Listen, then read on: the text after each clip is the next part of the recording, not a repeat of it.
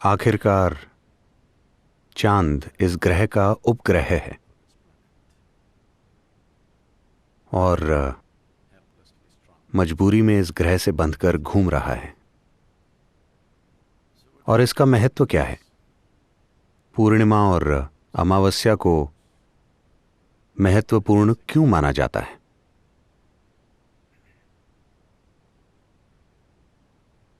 शायद आप में से कई लोगों को पता होगा कि मैं उम्मीद करता हूं कि आप इसे अपने अनुभव की वजह से नहीं जानते होंगे। आपको पता होगा कि अगर कोई मानसिक तौर पर अस्थिर है तो पूर्णिमा और अमावस्या के दिन वो सामान्य से थोड़ा ज्यादा परेशान हो जाते हैं। क्या आपको ये पता है?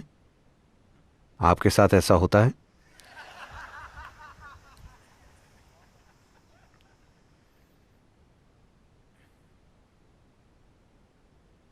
जी, आप बस मेरे साथ बैठिए, कैमरा की चिंता मत कीजिए।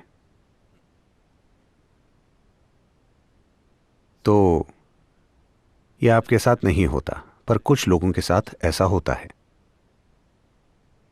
तो ऐसा नहीं है कि चांद पागल करता है, बस यही है कि जब ये कुछ स्थितियों में होता है तभी आप जैसे भी हैं उसे प्रबल बनाता है। अगर आप प्रेममय हो तो और ज्यादा प्रेममय हो जाएंगे। अगर आप खुश हैं तो और ज्यादा खुश हो जाएंगे।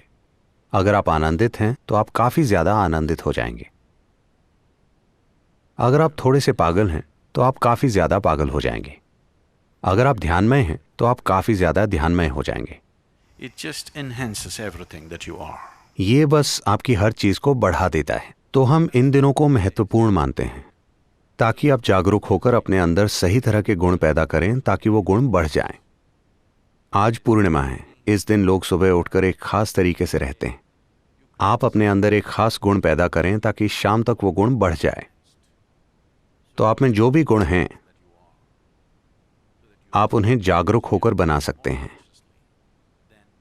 बजाय इसके कि आप अपने अंदर अचेतन रूप से होने वाले विस्फोटों के शिकार हो जाएं।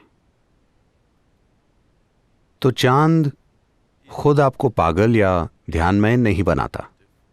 ये बस आपके जो भी गुण हैं उन्हें बढ़ा देता है।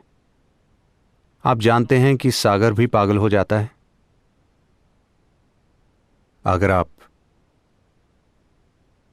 अगर आप समुद्र तट पर तैर रहे हैं तो यह आपके लिए पागलपन है।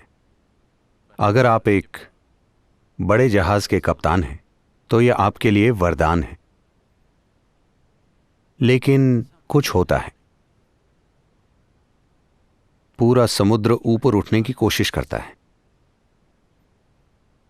जब सागर ऊपर उठ रहा हो तो यह स्थिति आपके भी ऊंचा उठने में सहायक हो सकती है, अगर आप में इसका इस्तेमाल करने की इच्छा है।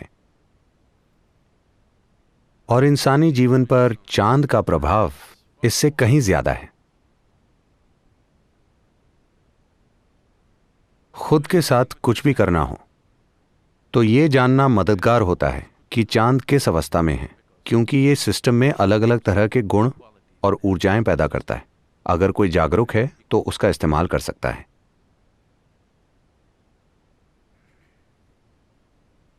अंग्रेजी भाषा में चांद को लूनर कहते हैं। अगर आप एक कदम आगे बढ़ाएं तो आप लूनरटिक बन जाएंगे।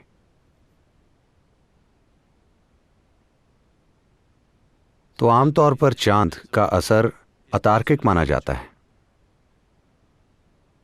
किसी भी अतार्किक चीज को आमतौर पर पश्चिम में पागलपन कहा गया है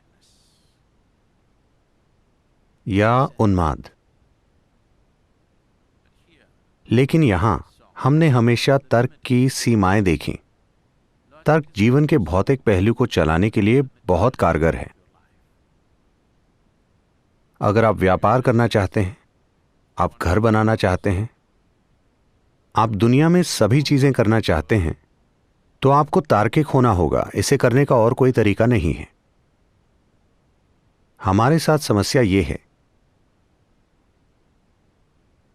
कि बाहरी काम करने के लिए हम ईश्वर को बुलाते हैं, भीतरी स्थिति को ठीक करने के लिए हम तर्क का सहारा लेते हैं। दोनों ही चीजें हमारे लिए काम नहीं करती। तो जब बात जीवन के भीतरी आयामों की हो और अगर आप तर्क की सीमाओं से बाहर कदम रखने के लिए तैयार ना हो तो कभी भी कुछ नहीं होगा। अगर मैं आपसे आंखें बंद करके कोई बहुत ही सरल चीज करने के लिए कहूं और आप यहां बैठकर हिसाब लगाएं, ठीक है अगर मैं ऐसा करूंगा तो मुझे क्या मिलेगा, ये और वो, तो आपके साथ कभी भी कुछ भी नहीं होगा।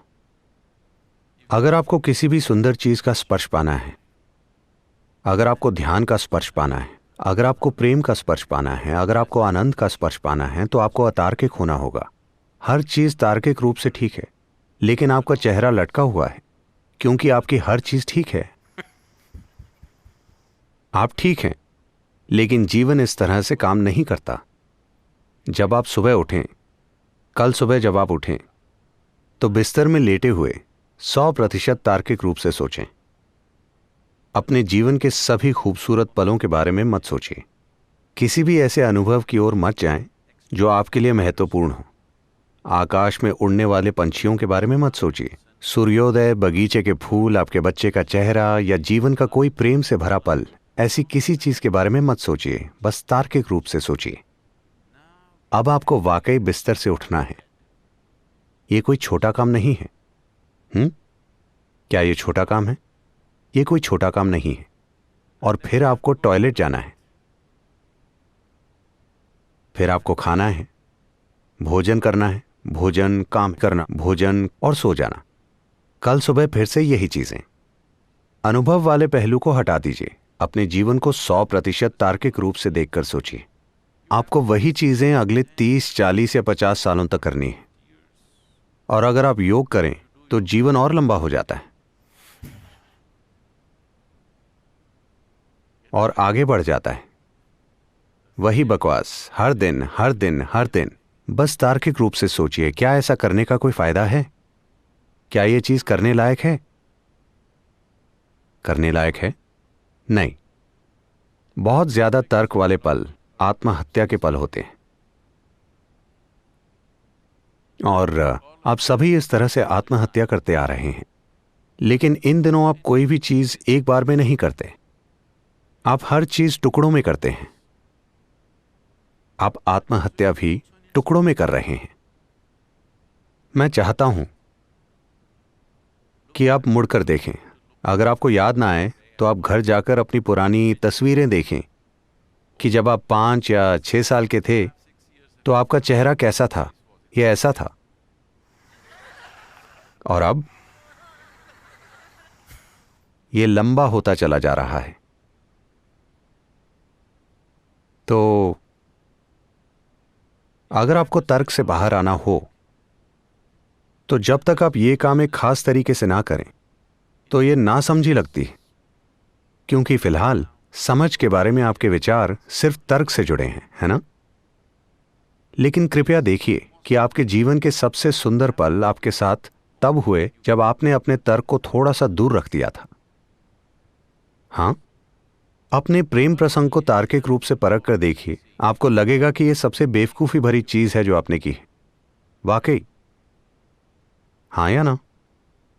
हो सकता है यह आपके जीवन की सबसे सुंदर चीज हो, लेकिन तार्किक रूप से इस पर विचार करके देखिए, यह सबसे बेवकूफी भरा काम है जो आप कर सकते हैं। लेकिन यह शायद आपके जीवन का सबसे सुंदर अनुभव बन गया हो। तो जीवन का तार्किक आयाम और आपके अस्तित्व के अनुभव से जुड़ी संभावना एक दूसरे से ठीक उल्टे हैं। तो योग में हम आपको 2 पहलुओं के रूप में देखते हैं, सूर्य और चांद। आपने प्रतीक देखा है, आपने शब्द सुना है हठ, हठ योग। ह मतलब सूर्य, ठ मतलब चांद। तो ये 2 आयाम हैं। इसके कई प्रतीक हैं। आपने देखा होगा कि शिव को आधे पुरुष और आधी नारी के रूप में दर्शाया जाता है। ये सभी चीजें इसी ओर संकेत करती हैं कि आप में एक तार्किक आयाम है और एक आयाम उससे परे है। अगर आप दोनों की खोज नहीं करते तो आप अधूरे इंसान होंगे। या फिर आप आधे जीवन होंगे। तो जब हम आध्यात्मिक प्रक्रिया या योग वगैरह की बात करते हैं तो हम यही देख रहे होते हैं कि संपूर्ण जीवन प्रक्रिया कैसे बने, ना कि आधी जीवन प्रक्रिया।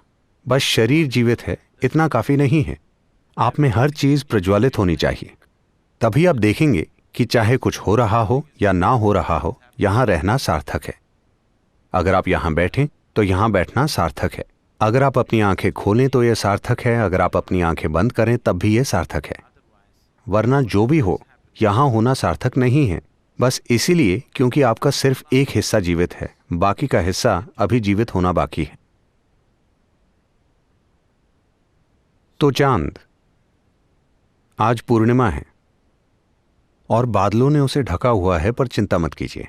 चाहे आप उसे देख पा रहे हों या ना देख पा रहे हों, चांद का असर बिल्कुल मौजूद है। जैसे अमावस्या के दिन चांद का असर पूर्णिमा से कहीं ज्यादा होता है। तो मुद्दा ये नहीं है कि आप किसी चीज का बोध पाते हैं या नहीं पाते, असर तो हर हाल में होता है।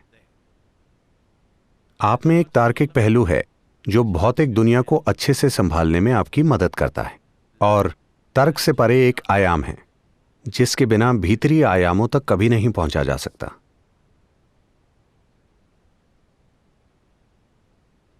चांद उस तर्क से परे के आयाम का प्रतीक है।